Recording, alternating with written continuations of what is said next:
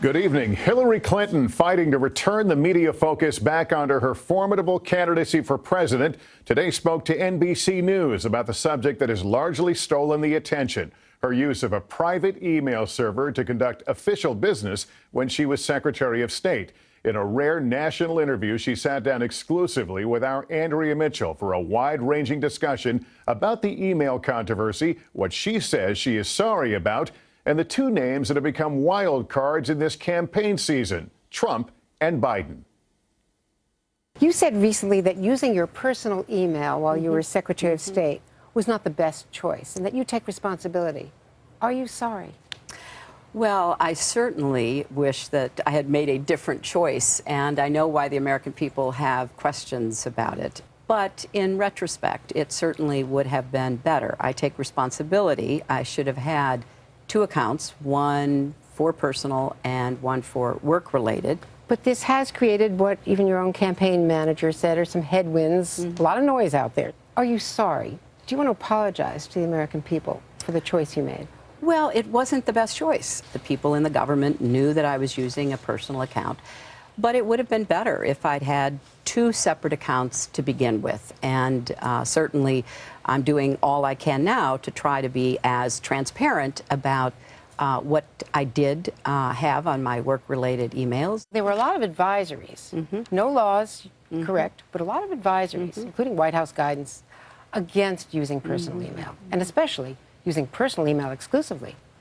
The recent emails that were released indicated that the help desk at the State Department didn't know. They couldn't recognize what your email address was. Well, the people I was emailing to on the .gov system certainly knew. Does it concern you that people don't trust your answers on this?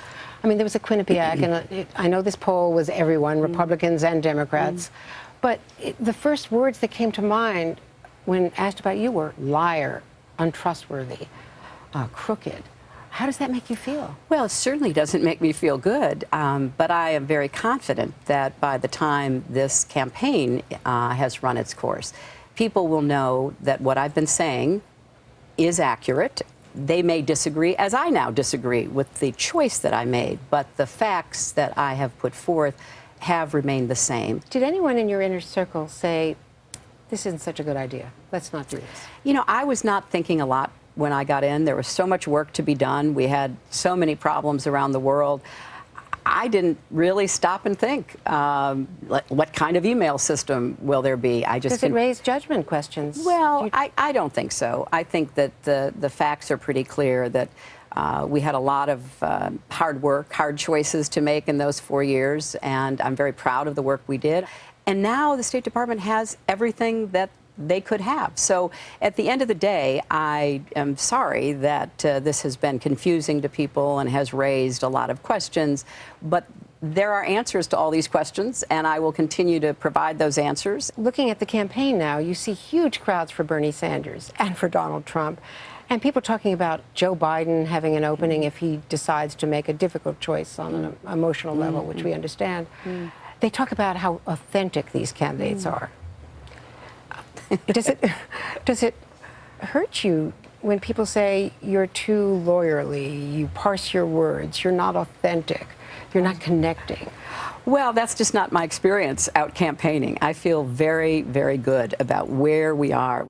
Are there real differences, big differences between you and Joe Biden on domestic or foreign policy? You know, I'm not going to address any of the political questions around my friend Joe Biden. He has to make a really difficult decision. You can see him struggling with it. If he gets into this race, there'll be plenty of time to get into the debate and the back and forth. But I think everybody should give him the space and respect he deserves to make what is a very difficult choice for him and his family.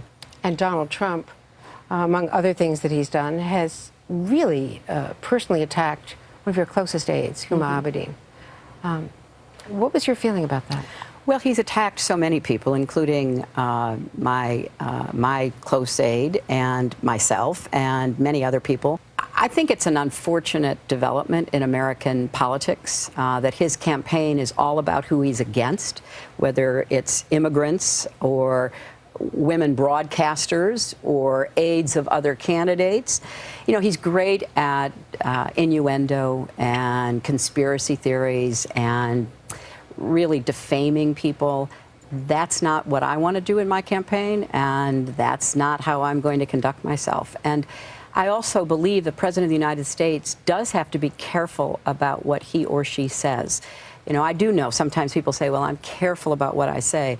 That's because for more than 20 years, I've seen the importance of the President of the United States, the leader not only of our nation, but of the world, having to send messages that will be received by all kinds of people. Loose talk, threats, insults, they have consequences. So I'm going to conduct myself as I believe is appropriate for someone seeking the highest office in our country. Andrea, she talks about the convenience factor, but beyond that, does she explain why she did all her business on this single personal account? No, she didn't. There's been speculation that it was to avoid reporters' requests, congressional investigators, but she did not really answer that question. It's clear, though, that she's going to be a lot less aggressive about this. They're less defensive. They know they've got to try to turn the page because this FBI investigation is going to continue, and they're going to have to deal with this for a long time. Andrea Mitchell, thank you. Hey, NBC News fans, thanks for checking out our YouTube channel. Subscribe by clicking on that button down here, and then click on any of the videos over here to watch the latest interviews, show highlights, and digital exclusives. Thanks for watching.